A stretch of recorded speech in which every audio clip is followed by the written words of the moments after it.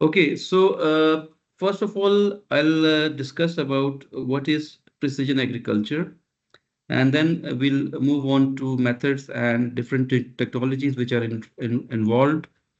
And next, we will look at Bahrain's standing in global food production and the role in the agricultural economy. Uh, in the last, I'll discuss a low-cost, effective solution that we already have deployed here at Nast. And in the last, we'll go through the question answer session. Okay, so first thing first, what is precision agriculture?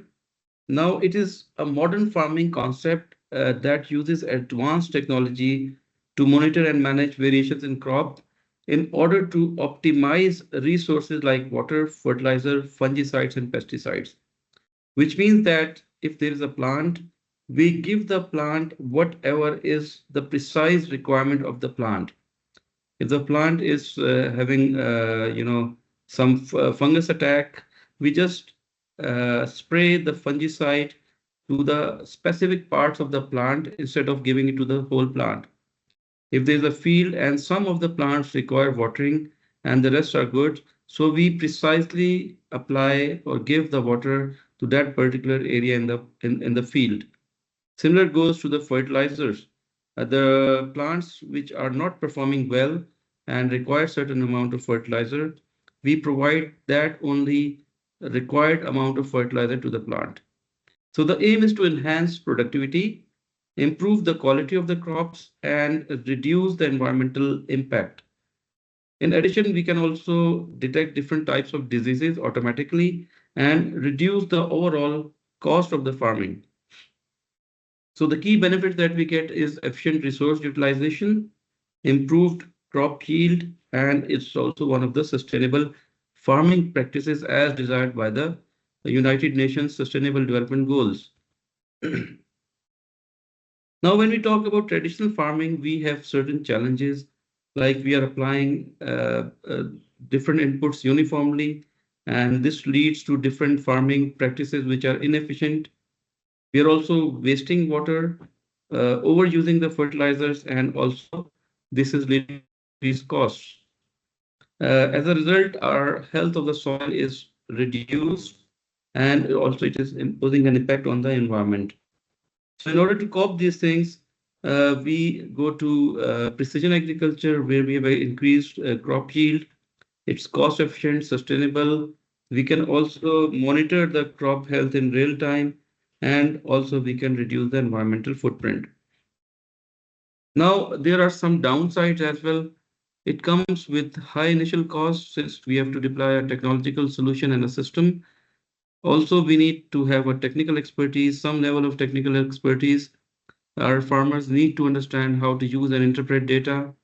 It also requires some data management, and with that, we require some space for data storage. And also, since everything is power controlled, so more power and infrastructure are required to apply this.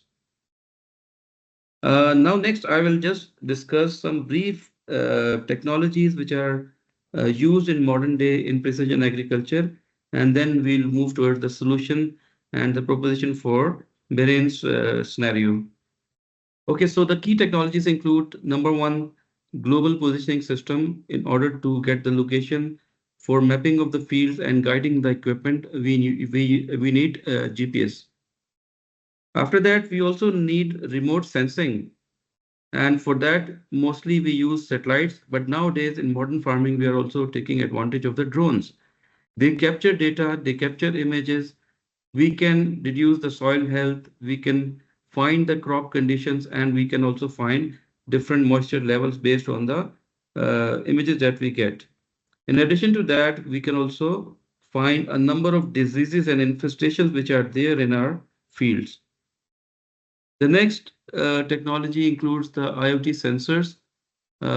We may deploy in-field sensors which can measure different parameters of the soil and the plants. For example, soil moisture, the pH level of the soil, the temperature that is being running, the amount of nitrogen, phosphorus, and potassium, or the fertilizer which is there, rainwater, and there are many more. In addition to this, in modern day farming, we also employ machine learning and data mining techniques. Since we have a large data and we also want to detect different things automatically, so we want to analyze these data sets and make data-driven decision for planting, watering, and harvesting. In addition to that, these decisions are also fed into our electronic system in order to operate and manage the farm in a real-time scenario. So we also apply variable rate technology, which allows farmers to apply varying amount of water, fertilizers, and pesticides across their fields based on the specific needs of each of the area. For example, a farmer uses VRT to apply more water to dry zones while reducing application in areas with sufficient moisture, and thus he optimizes both water and the use of the crop health. So sensors measure different parameters like soil moisture, pH levels, nutrient content of the soil, temperature. Like for example, a farmer places moisture sensors in the field. Based on this real-time data from the sensor, the irrigation system, which is also automatically controlled through electronic valves, can water only the areas that need the water, and this may lead to improved water conservation. Then recent technology includes the use of drone. These drones are programmable, they are load bearing, and they are able to specifically and precisely spray the amount of fertilizers or whatever liquid they are carrying.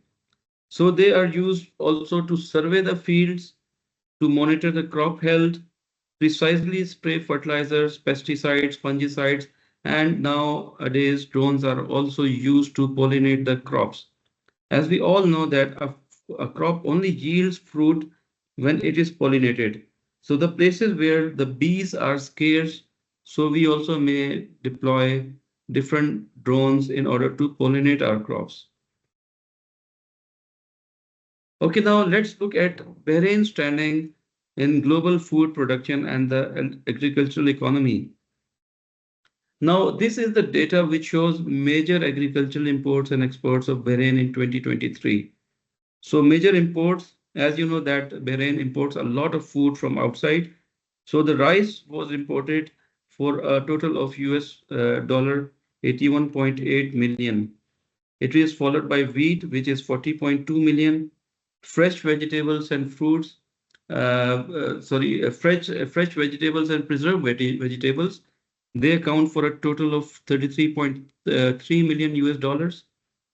Similarly, tropical fruits, dates, figs, mangoes, etc., they accounted for 27 million US dollars. Excuse me. So if we compare it with the major exports, sorry, it's export, not import. By mistake, I've written this. So major export include rice, which Bahrain, exports to mostly UAE, which is 0.51 US dollars, million US dollars. Wheat, sometimes Bahrain exports wheat, which accounts for a total of 0.21 million US dollars. Some vegetables, including the fresh vegetables and salads, which is 0.064 million US dollars, and dates, which accounts for 0.049 million US dollars. And there are some other minor fractions of different crops, which Bahrain export for 0.52 million dollars. So this totals to a total of 0.89 million US dollars, and the total import is 182.3 million US dollars. If you look at the trade balance, it comes up to minus 181 million US dollars. Now, if we compare it to the scenarios of the top agricultural exporters of the world, we see that international competition is headed by China, which exports around 333 billion US dollar crops. It is followed by USA 167 billion, European Union 160 billion, Brazil 150 billion, Canada 70 billion, followed by India, which is in the mid-range, 52.5 billion, Australia 45, Indonesia, Iran, then in the last quadrant, 6 billion, Pakistan 5.2 billion US dollars, Israel 2.5, and followed by 1.7 and so on. Now, you see, that our dream is to get this a fair share for Bahrain from among these giants. But can we compete with these giants where from Bahrain we are exporting $0.89 million agricultural products? So that looks very difficult.